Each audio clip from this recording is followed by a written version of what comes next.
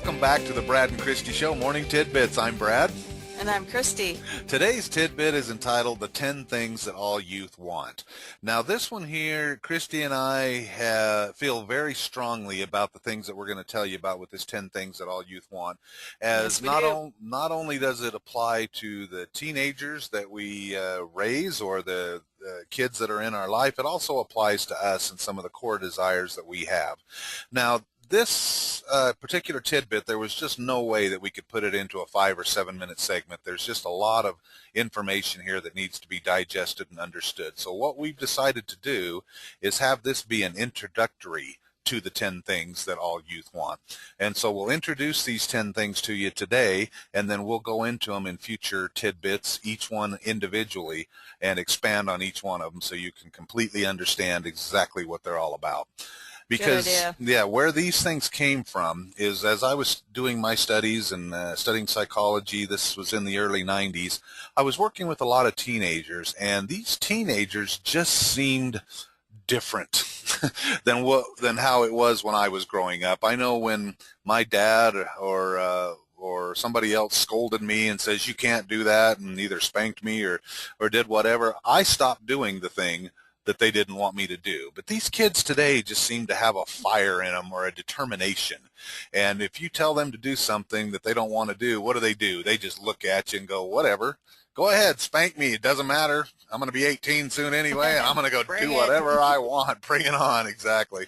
And so I had to adjust to this new attitude here, and I wanted to really come up with a way to communicate with them at a much deeper level. So I decided to do my own little research project, and what I did was I began asking teenagers this one simple question. What do you want from adults? Now, it sounds simple on the surface, but at first I started getting all these answers like, oh, I just want them to leave me alone, or I just want them to buy me well, back then it was a Walkman, so that'll tell you how how old that is. Today it'd probably be an MP3 player. I just want them to trust me. I just want them to do this. And so I had to really stop and help them to focus and say, I asked the question again, if you could ask adults for exactly what it is that you wanted, what would it be? And you've got to be specific. Well, these 10 things that we're about to introduce to you kept coming up. And here's what's interesting about them. They were coming up in the order of prevalence that we're about to introduce to you now. So here they are. Drum roll, please. 10 things that all youth want. Number 1, a person they can look up to. Number 2, a person they can trust. Number 3, to know that they are loved. Number 4, to be adventurous. Number 5, to have fun. Number 6, consistency. Number 7, structure. Number 8, approval, which also ties in with other words such as acknowledgement, recognition, and acceptance. Number 9 would be guidance. And finally, number 10, validation.